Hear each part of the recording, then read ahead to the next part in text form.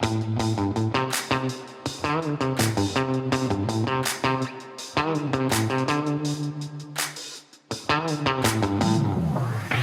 to the Penguin Magic Podcast. I'm your host, Erik Tait, and joining me as always, my good buddy, Nick Locapo. Nick, how you doing? Hello. Everything's good here. Oh, excellent. Missed you last week, right? Yeah, last week? I was moving into my new studio, which is, if you're watching this on YouTube, because for our audio listeners, Nick and I do this on YouTube every week. There's a hole behind me where I had some electrical work done. Oh, that's nice. Yeah. Look at that. Yeah, that gives you a reason to go over to YouTube and take a look at this. Check out my majestic hole. Yes. that's going to end up on the jerks. Yeah. All right. Let's talk a little bit about some new products this week, and then I think we got a fun, spicy topic to talk about. Good. So that comes to us from the listeners. The first of all is Prophecy Pen came out last week, which is there's been a bunch of releases, right? Yeah, so we've got Prophecy Pen, Flight Deck, and Unliftable are the three things we're going to talk about today. So Prophecy Pen was a product that was created by our in-house team, and then I had kind of a fun prediction, like open prediction type effect with it, and you get it for free this week, I think. Yeah, it was either this week or last week. Yeah. We kind of do those things on Fridays now, or if you spend a special amount, like you end up getting a trick absolutely free that's, sold on the website. And I think Prophecy Pen was definitely one of those. And we're going to be doing that a lot more. Yeah. If you haven't noticed, it's kind of like in the place of the magazine. Yeah, I think that's kind of where. Did anybody it's... notice that the magazine vanished at one point? I have no idea. But yeah, so you end up getting a free trick like you used to get in the magazine if you spend a certain amount. But Prophecy Pen, yeah, that's a fun one. It's just a cool little pen, the utility device for, mental style magic. It works the best for because you're able to write one thing in one color ink and then, have a prediction in another color ink, but you're secretly writing that prediction in the moment. So yeah, a lot of fun things you can do with it. Yeah, I'm kind of excited to see where the community goes with it because it feels like one of those old school mentalism like utility devices that there's probably a bunch of stuff you can do with. That was just the one the one routine you shipped with. Sure. The thing I'm real excited about is Flight Deck by Steve Gore.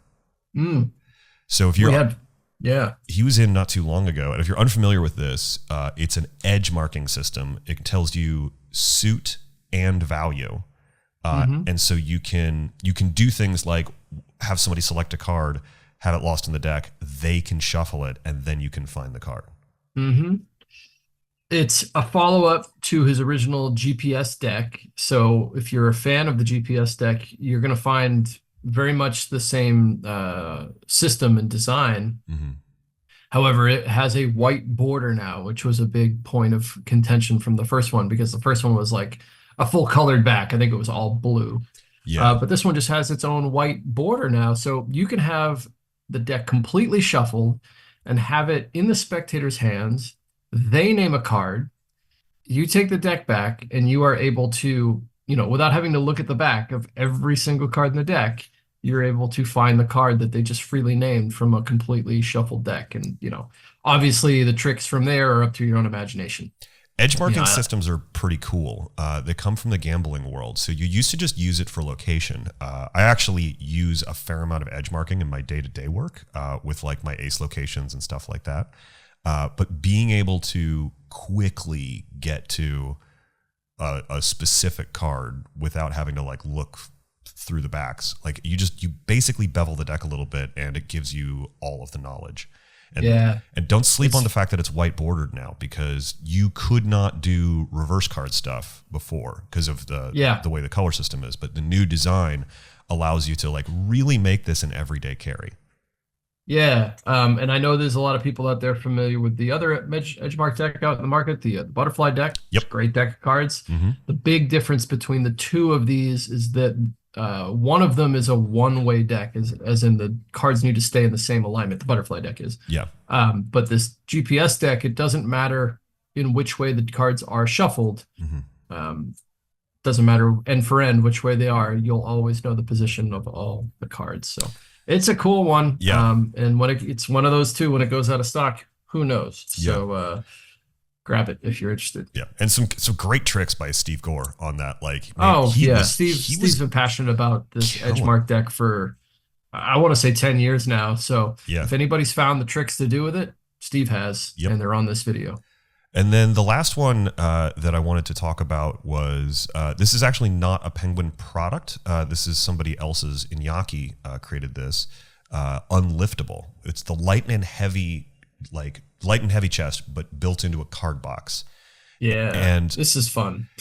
Yeah, this was a big hit at Blackpool, and then we ended up talking with them and bringing their product on board. And I got to perform with this and come up with like a little sort of like rapid induction hypnosis routine where you remove somebody's ability to pick up a deck of cards. And it's pretty interesting. It's like one of those kind of holy grail tricks where, I mean, you've heard of it, the light heavy thing where the sword and the stone, you know, you can't pick it up, but the other person can. And to be able to have that in an everyday carry card box is crazy. And I've seen lots of methods in the past, and like they're not, you know, like there's the old suction cup method and all that type of stuff. They all have some element of like, oh, I can tell this is just like stuck to the table in some other way. This one's different. Yeah. Feels different when you try it. It's and man, is it locked on there. You would think you would be able to rip this thing off the surface. You really can't. You really can't. So it's a fun one for sure. It's a great moment to give to your spectator. So if you, I'm actually thinking about shooting like a special tutorial for this to teach a couple of things that I picked up with it, because it comes with a tutorial from the creator, but I discovered some things along the way. So we should let you know, you do need to have a smooth surface. Like I tried to do it in my regular restaurant gig at Town Hall, but they've got these wooden tables and it just won't adhere to them. So you want like a slick bar top, or like, you know, I did it in the full performance. I did it in their shop. So we've got like a glass case and it works really well on stuff like that.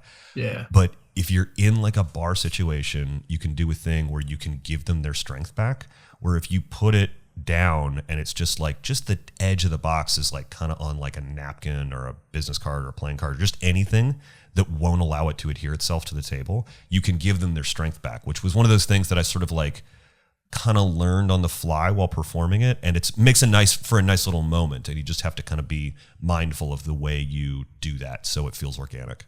Yeah, it's fun. You can also carry around a deck of cards in it. So yeah, that's the other thing is it's like it's your everyday. This is a device that will carry your cards. Almost like a card box. Yeah, almost like a card box. So you're gonna use a card box anyway. If you like the sound of the trick, I think you'll love it.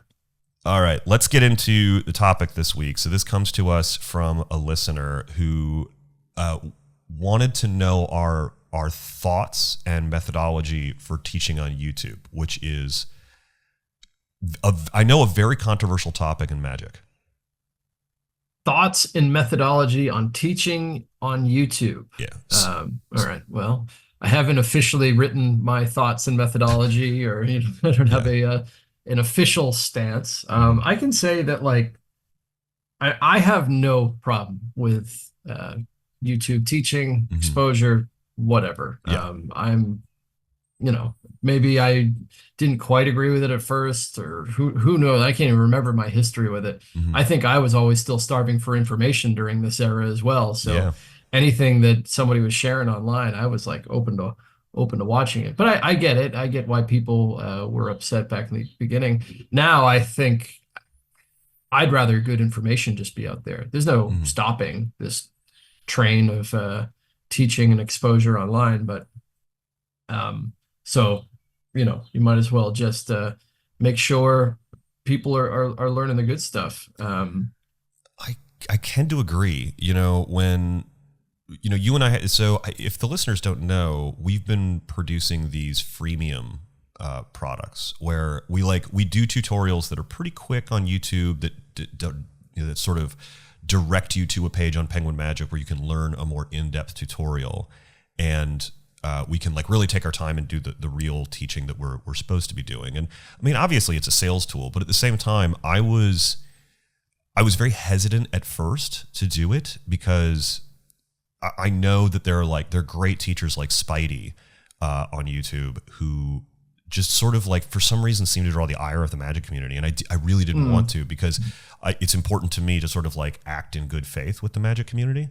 So I was very concerned at first, but now I'm really coming around to like really enjoying it, because I think that we do a good job of teaching things that are generally in the like public domain for magic, while also focusing it so that you have to be looking for a magic tutorial and looking for something kind of specific. So it's not like Sure. it's not like we're just throwing the information out and exposing it. We're If you come to the Penguin Magic channel, you've all of a sudden stumbled into a world of learning and purchasing magic. I mean, anybody can buy magic. yeah. Anybody can come to our website and pay for a magic trick.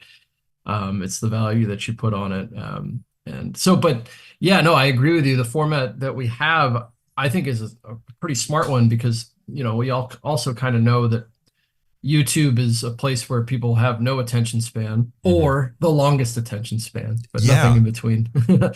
So to be able to like quickly, teach some things to get some people interested, but then invite them over to the website where it's not a paywall, because the extra video is free, but you're able to go more long form and teach in a more traditional magic tutorial style, and get people kind of into the world of learning and performing magic a little bit. So yeah, I would think the people that are stumbling across our videos aren't just like people that are searching for how a trick is done, but even those people are probably people that might get interested into magic, right? But we're having people that are searching for it. I think it's that paywall thing that you mentioned, which is where the listener's question comes from about like our thoughts and methodology on it, because it seems to me that the whole magicians never reveal their secrets. Well, we know that's not true, because magicians share stuff with each other all the time. Yeah, and for $9.95. But there has to be a barrier to entry, right? Sure. And so we're creating, and for us, it seems like we've set our barrier for entry at, you must show an interest in learning magic. And then, and the answer is, no problem. I'll teach you. I'm not just going to expose it for exposure's sake. You have to express an interest, and typing in learning how to do a card trick is really the only barrier there should be. I also believe that, I always, when I first got into magic, I really liked that, I knew the moves and the creator of the moves and things like that. I had, but I didn't know that was something that the magic community really cherished, especially coming from my background in video game history, where we relentlessly steal any good idea from anybody with zero credit whatsoever. Yeah. So when I got into magic, and the fact that moves had names and they had somebody's name associated with it, I always just thought that was fun and cool, and something that I remembered. But these days, that can be a thing that kind of sucks when it's taught poorly, because even as a student, if I'm watching that video, if you were to tell me that move exists in Harry Lorraine's Apocalypse, well, then that's another step that I might go down and open a book that has 1 billion tricks in it, right? And I mean, isn't that the type of person that we want in magic? Yeah.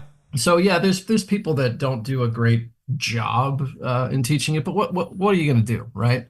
What are you going to do? Is that the hill you want to die on? Yeah. Out there? I mean, it's not for me. And this whole argument of people being really upset, like the people you were talking about with Spidey. Yeah. It kind of feels old at this point, right? Yeah. It feels like a thing gone past. There's plenty of crazy tutorials out there. I search for them all the time. I mean, it's a quicker resource for me these days, where I'm like, who came up with that backclip coin appearance? And usually you can find it on YouTube in an incredibly well shot, well taught video. And it's bam, got it. Otherwise I'd have to, and not that any of this is bad, but it's harder to find that information sometimes. And even for me, who has a well-stocked library and everything else. So the more we can document, and then I don't know, the future, Erik, I heard this recently. of that thing, that thing called AI. Do you know about? Have you heard about this? I keep getting asked if I'm worried about my job for AI, and the answer is no, not No, in any way, shape, or no. form. However, I read an article the other day that said they are approaching a point where they've consumed all human data. Like they're becoming like a data source shortage Mm-hmm. for AI to consume. Like they've read every book and consumed and scraped every YouTube video. And do you know what I mean? That's wild. So like that means magic information as well. So Mm-hmm. it's either you're going to learn it from a guy that's done it a bunch of times on YouTube, or you're just going to ask a robot and they're going to tell you how it works too. Yeah. Right. So and we'll long forget about Spidey teaching YouTube tricks on YouTube. So it kind of, at the end of the day, like, I'm not crazy. My audience isn't 6. We all know this isn't real, right? Like preserving the mystery for me is more about learning those performance things that you couldn't learn elsewhere. Because like if you just want to know the secret, like fine, anybody can find out the secret to almost anything in my show. For actually, you can learn all the secrets to my show by looking at my name and downloading my Penguin Live Act for $39.99. Sure. Like that's just it. You can do that.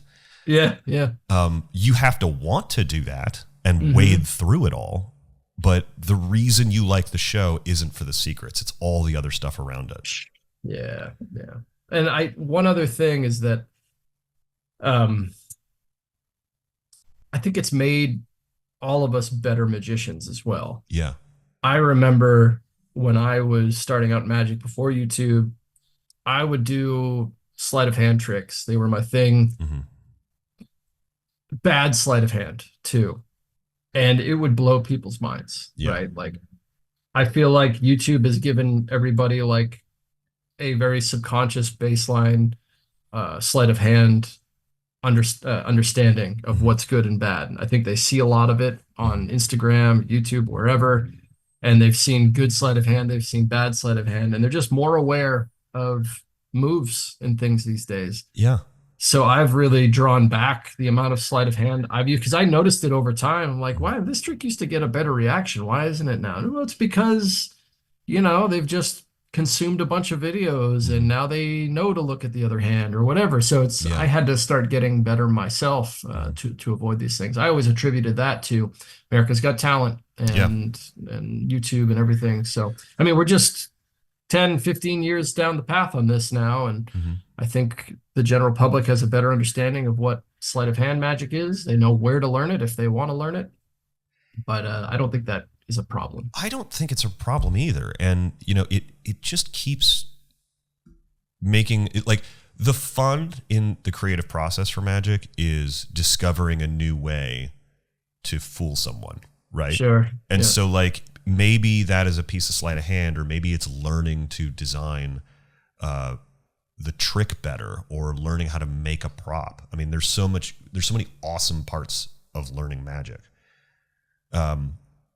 How do you decide what to teach in your freemium videos? Like, I know that at a high level, maybe the audience isn't aware, but we have a weekly meeting where a group of people discuss like what your and I's next video is. But then once we get that assignment, like, Erik, go teach a trick on basic card sleights for beginners. How do you like? How do you pick your stuff? Like right now, I'm working on my top 5 coin sleights. And I just take it literally. What are my top 5 coin sleights? So I have to really think about, what coin sleights do I use the most? Because those are the ones I know the most about. So those are the ones I'm going to share. Yes, there's some exceptions. I know that we're trying to get people to watch it, so you might want some more visual style things. So it's a mixture of what do I know how to do, and then what will play correctly for the format, which would be YouTube and then eventually the Penguin site as well.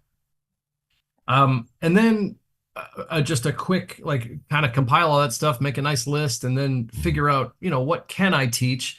I'm not going to teach somebody's coin sleight that that is, only on their Penguin Live lecture or something like that. Unless, of course, I reached out to them and asked them, but I still don't want it to necessarily exist on a free video on YouTube. Yeah. I'd rather talk about it on the Penguin video and send them over to the to the link there.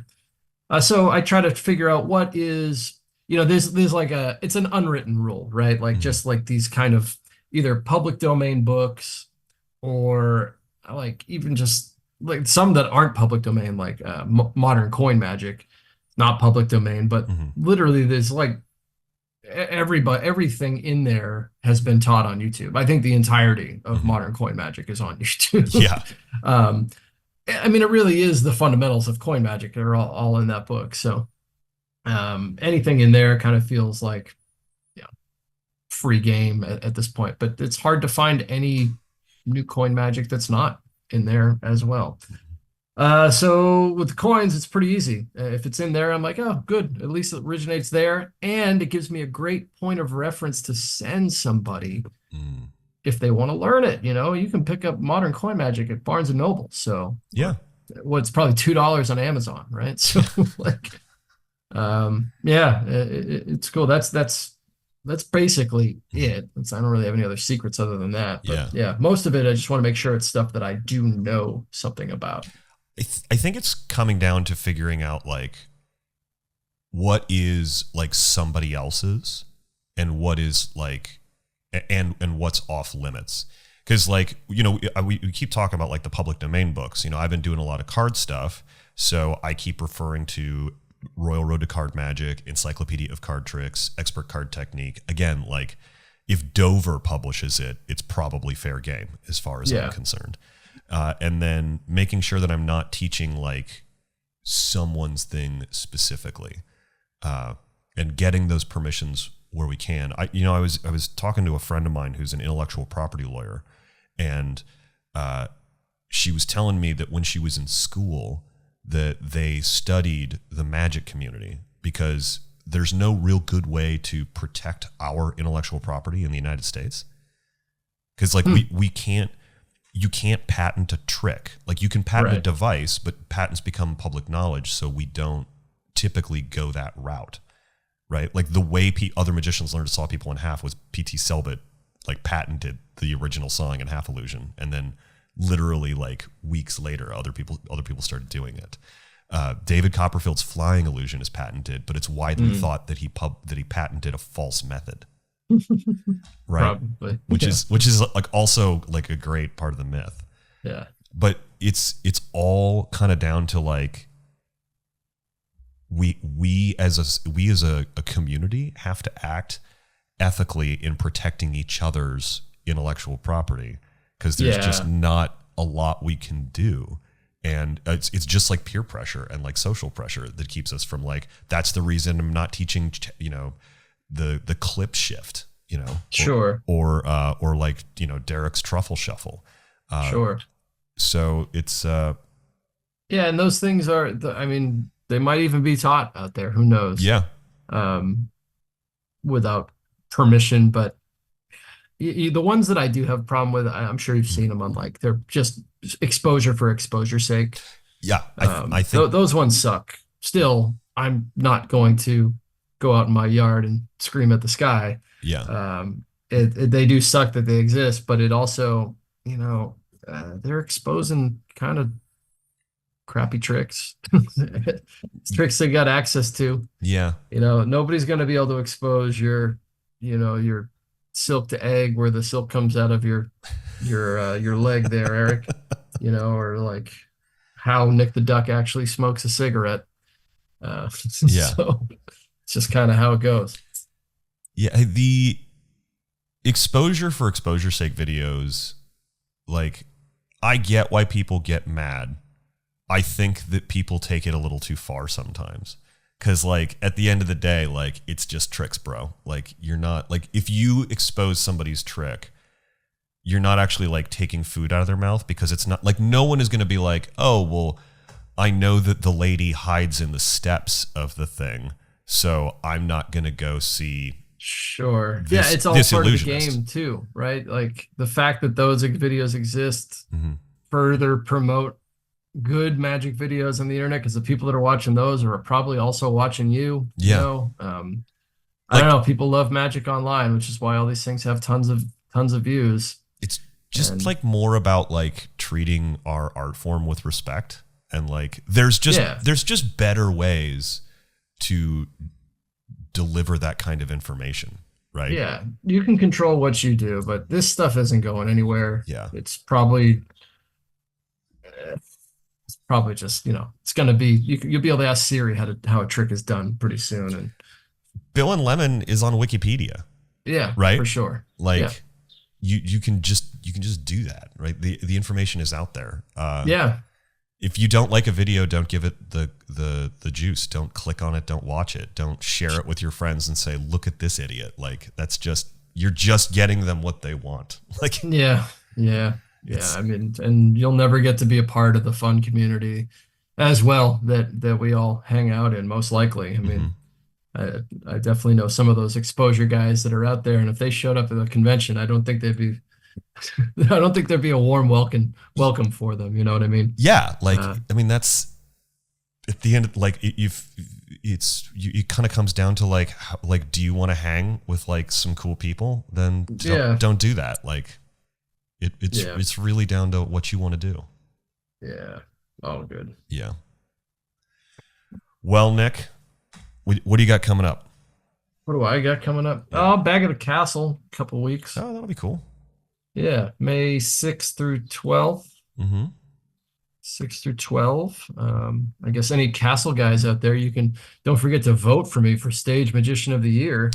That would be cool.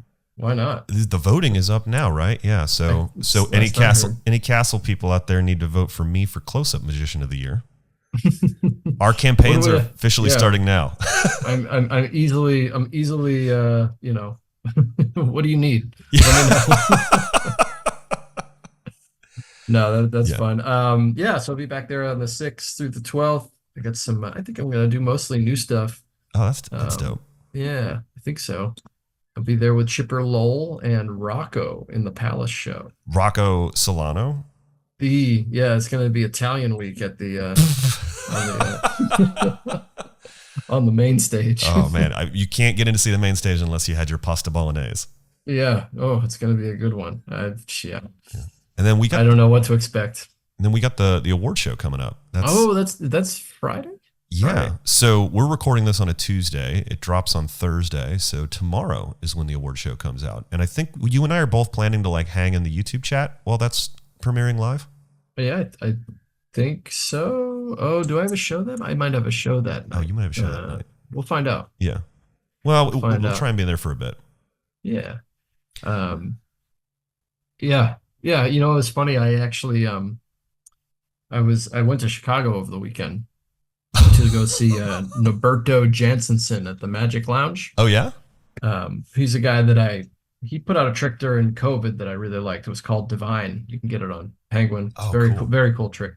Anyway, he messaged me, told me that he was going to be there, and like, wow, I had like a free weekend for once in my life. So I was like, screw it, let's go. That's dope. So I went out there, and I'm not going to say who was there, but one of the winners just happened to be at the lounge. Really? One of the winners just happened to be at the lounge that night. And we had, well, I don't know how much I can say, but we had the trophies in the trunk of my car. So we presented him the trophy. We got it on camera. So you'll see that in the award show, which is very fun. That's incredible. Yeah. Surprised him. I feel like we had to come over to our table and do magic. So we showed him the real trick, right? Oh, that's so funny. So he didn't even know. No. Oh, that's incredible. That's gonna be so wonderful in the final cut of the award show. So we got some nice iPhone footage of that for you. I got a couple of fun interviews coming up later today with some people that'll be on in a few weeks. So we're gonna have Leah Orleans back on. Speaking of Chicago, the daughter of the incredible Jan Rose, the MC and Empress of the Chicago Magic Lounge. And sure. Danny Orleans. So she's got a fun announcement that'll be coming out soon. Yeah, Leah? Yeah, Leah's going to be working on a new convention, actually. I think she's already... Oh, yeah, I've heard about it. Yeah, so so that'll be fun. So she's going to be on the podcast in a week or so talking about that, which will be fun. Mm-hmm. And I'm excited to hear more about it. Yeah, me too. And then the one other thing I'll tease is don't have an exact timeline for it yet, but I know stuff has been booked. And I had a sort of pre-filming conversation this afternoon, but the lectures are coming back.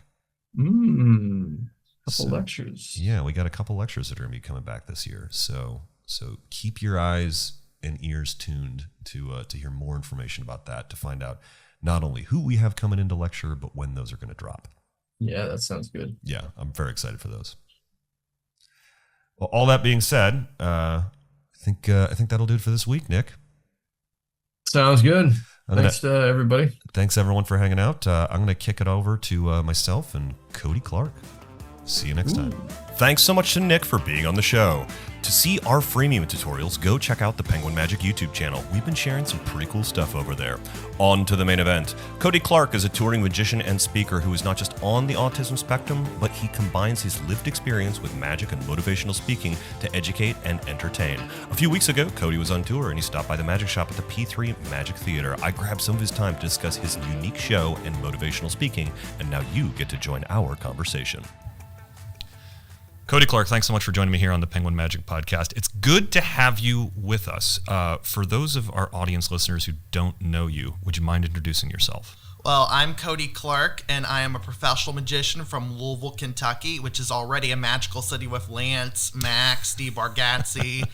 But my contribution to magic is, with me being on the autism spectrum, I use my shows to spread awareness, to make magic more accessible to audiences of all kinds, and to I use targeted marketing to make a new way of being a professional magician, that instead of just being like, here's a magic show and here's how much I charge, I pre-select audiences that are most likely to like my weird combo of magic with story. And then I essentially create the show that I wanted to create, then I go out and find the audiences who are predisposed to liking that. Oh, that's really fascinating. Because most magicians will just sort of like turn up anywhere that someone will let them shuffle a deck of cards, but it's not often you hear a magician choosing the audience rather than the audience choosing the magician. Exactly, and I learned that from business school. Pretty much day one of going to the University of Louisville College of Business, I learned about targeted marketing, and I even knew then this was the big nugget I would take out of that degree. And then that only got reinforced when Jonah Babbins during the pandemic became my business coach. And he really helped me scale it up, systemize it, taught me about hiring web scrapers in the Philippines because I knew the targeted market to send them to. So now I have web scrapers who know about disability orgs, colleges, corporations. Wow. And then I just have a big email outreach machine along with the repeat clients. That is really fascinating. Now, you do some speaking. So you do some speaking surrounding autism and magic and sort of the intersection of the two. Am I correct on that? You are correct, at least for certain contexts, like the corporate audiences and sometimes campus activities audiences will want that too. And there's a few different topics. There's the keynote, which is essentially Autism 101. Then there's one called Self-Employment While Autistic. And actually, I did a condensed version of that for the U.S. House of Representatives Small Business Committee recently. Wow, really? Yep. My local representative, Morgan McGarvey, is part of the U.S. House of Representatives Small Business Committee. And they were doing a special meeting on entrepreneurship and employment. And he knew that as good as disability services have become with employment and with remembering that autistic and disabled people above the age of 18 exist, that there's not a lot of services for self-employment yet. So he thought I could speak on that. You know, it's sort of interesting because I think that when the average person sort of thinks with or engages with someone who's on the autism spectrum, they're generally thinking of a child. They're not thinking of an adult. And with more and more, with the condition becoming better understood, we're seeing more and more people on the spectrum, and it sounds like something that a savvy performer should keep in mind. Oh, I 100% agree. Even if you're not on the spectrum yourself, There's lots of opportunities for people to perform for adult daycares or for assisting with what's called pre-ETS, pre-employment transition services. You could certainly do talks about being self-employed. And one thing that I am thankful for about the first 7 years of my career, I was the autistic magician. Now there's a few others following behind me, like Jordan Allen out of Murray, Kentucky, and Jake Lindsay out of Ohio. Yeah. There's starting to be kind of like in the 70s and 80s how there was this lane for blind pianists. Yeah. It seems, I don't know if it's entirely because of me, but I'd say at least partially, there's now a lane for this disability advocate magician we're seeing in magic. What should a magician consider when he may have someone on the spectrum in their audience? Is like, because that's obviously something that you deal with every day with being on the autism spectrum. But what would you like other magicians, as they're putting their shows together, to consider? I do speak on this in full in my lecture, but in short, don't do exactly the same magic show you would do anywhere. Learn about the sensory inputs and how they might be different for us, like super loud noises, super bright lights, like especially the really bright Seio version of D-lights. Don't do something that bright. I think that you shouldn't use those, regardless of whether somebody's on the spectrum. those super bright lights are just blinding for anyone, I think. But now, as you are here right now, this is one of the few podcasts that I've done in person recently, because you're on tour right now. Yep, I had a big tour that included Pittsburgh, Hiram, Ohio, Mansfield, Newark, and New Philly yesterday. Because March, with it being Disability Awareness Month, April being Autism Month, those tend to be my version of Christmas. Just strike while the iron is hot in the spring, I would say. Exactly. I'm the reverse of a lot of magicians. Most are busy during Christmas. I actually get to celebrate Christmas properly, but my March and April, I know I have to sacrifice. Oh, that's wonderful. How does your show differ? Because I know that you said you do, we talked a little bit off pod before we jumped in, but you said you serve two different college markets. You serve sort of the standard college market where people are, I'm assuming you're going through like APCA or NACA. I go through APCA. What I've been told is succeed at APCA, then try NACA. Gotcha. I actually, just side note, Eric Lambert, the guy who runs APCA, I was in a show with him for 4 years in Pigeon Forge, Tennessee. Yeah, he owns the Comedy Barn. Yes, yeah, he does, and he's a really great guy, and APCA is a great organization. So how does and then you also serve the disability. The reason I actually started doing APCA is so I could double dip. A lot of college disability departments are really robust and have their own funding. So I would start by going to them direct. But not every campus has a disability department that robust, or their disability department didn't want me for whatever reason. So I wanted this other lane to get into. And I don't entirely want to preach to the choir. I also want to gain new converts to the cause. Yeah. So especially with campus activities going more toward the kind of show I do rather than the just for fun, we're having a party type of show, I thought now would be a good time for me to enter the college market. And the campus activities market is indeed... it takes longer than directly contacting a disabilities department. So maybe I opened up a new lane for people to enter colleges without going through APCA or NACA. But I am very glad I've gone through APCA. I have an agent there now. And all this tour except the New Philly date came from APCA. When you're serving the disability program versus the main entertainment portion of the program, how does your show differ? Well, the big differences, I do more of the talks for the disability department because they're bringing me there to help the students transition onto campus effectively. And also with campus activities, some of the students know I'm going to be there, but as you know, as Michael Kinnis said, nowadays you kind of have to recruit your audience during that lunch hour. Yeah. So Tyler Corso, do you know him? Yeah, I do know Corso. He helped me write a joke that's essentially an autism version of the if you don't like the magic, that's the comedy. If you don't like the comedy, that's the magic joke. Essentially, how do you know the difference between magic and autism? How? Oh my God, how'd you do that is the magic. Oh my God, why did you do that is the autism. With being on the spectrum, how do you think that has how do you think that you engage with magic as a craft and a hobby and a profession differently than perhaps somebody who is not neurodivergent? Well, I have to work harder on the motor skills part of it. Many people focus on the bad social skills and on the social emotional parts of autism, but it's also a physical disorder too, especially with muscle tone. I personally really like working hard on sleight of hand magic because it's harder for me than everyone else. And I do have to kind of pick my battles. Like, I'm not going to be your jamming expert, but I've got a good linking ring routine. I like a lot of the card magic from the Dan Harlan Tarbell lessons. Yeah. So it is more rewarding when I get to do more complex sleight of hand. And then I also think it's helped with my improv skills because most autism therapies are just like learning improv, as you would know, yes and. So having to learn conversations by hand where everyone else just is born knowing how to have conversations, that makes me approach scripting differently, I think. Yeah. And it allows me, when I'm in different cities, to bring in different pop culture references. Like, I joked a lot about the Cleveland Browns. Yeah. And now I got to add a bit to a joke I make about Shakespeare once I realized Shakespeare's ancient Kate Middleton conspiracy theories.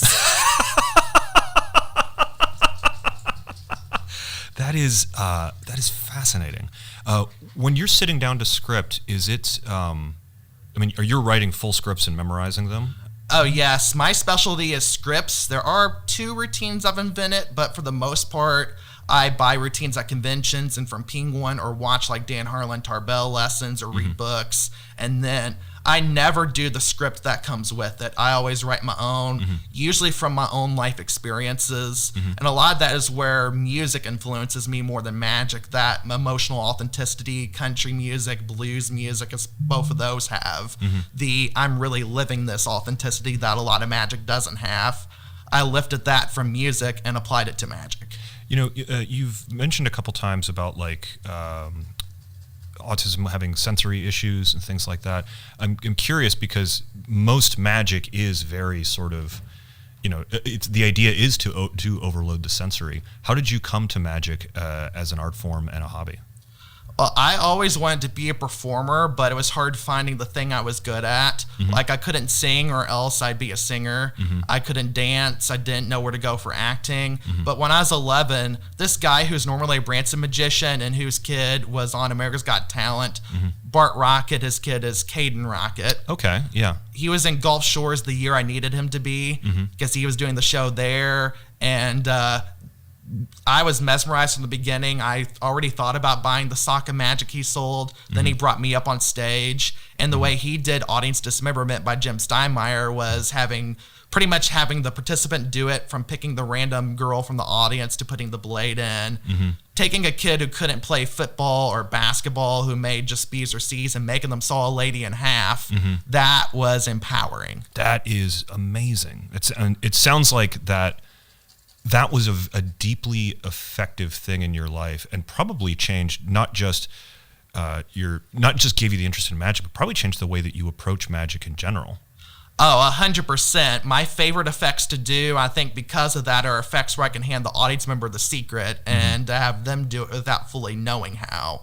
Like Henry Evans's version of the Rising Card where the gimmick's built in. Yeah. I can hand that to a participant and have them do it.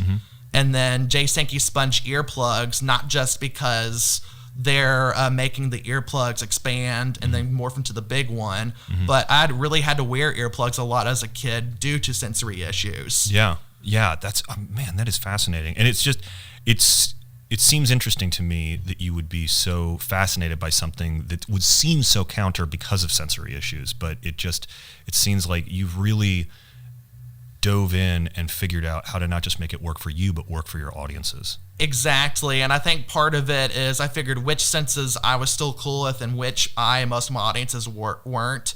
Like visual, of course, unless it's a blind audience, visual will be fine. It's very rare. I would say with visual, don't do like your kabuki streamers where it's boom, boom, back. Yeah. And then noises are probably the biggest concern. So noises like Miser's Dream Bell buckets. And then I do linking rings, but it's more like Richard Ross and then the Jeff McBride routine before he does all the shapes and stuff. Yeah.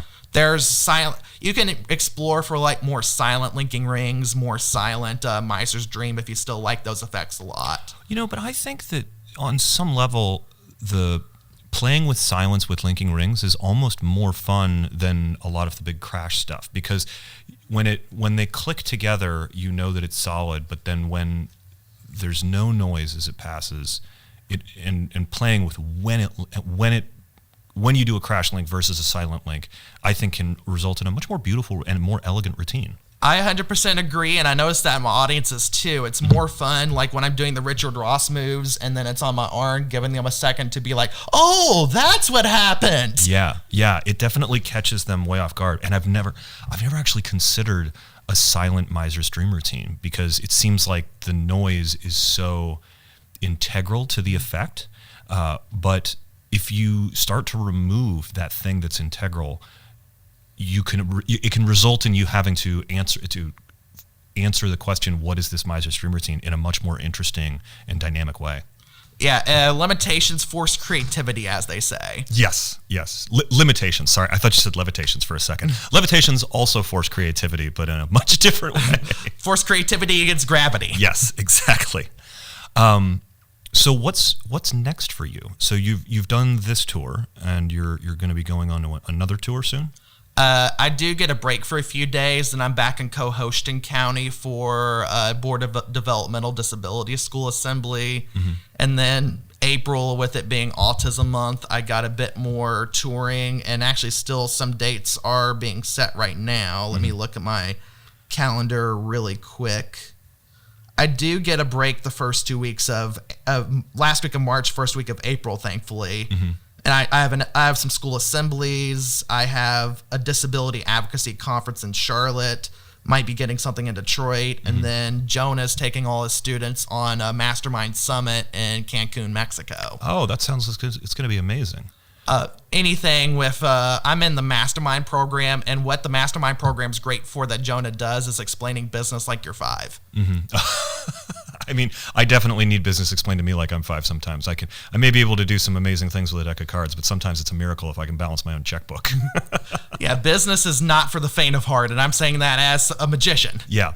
The most complicated sleight of hand is easier than the easiest business concept. I completely agree there. Well, what is, we have more and more young people getting into magic now, and more and more neurodivergent young people getting into magic. What would your advice be to them? Because this is something that you've really taken hold of, and you haven't just embraced magic as a passion, you've embraced magic as a career, and you're using it to sort of inspire and change other people's lives. And so, if you were to talk to a young person now who's in your same position, what would you say to them? I would say learn about good goal setting, making a big goal, breaking it down into small chunks. Mm-hmm. And that's one reason I think magic worked out so well for me, is most magic instructions are exactly that already. Mm-hmm. But being like, I want to learn this complicated sleight of hand routine, that may be a few years off, but here's this building block I can master, have fun fooling people. Mm-hmm. Then you go to the intermediate thing. And Jeff McBride also phrases it as practice the hard stuff, perform the easy stuff. It's a very, I need to take that advice more. Let's talk a little bit about your public speaking, because you don't just do magic, you also do keynote speaking. You mentioned that a little bit earlier. Can you expound a little bit upon, did that come before the magic or after the magic?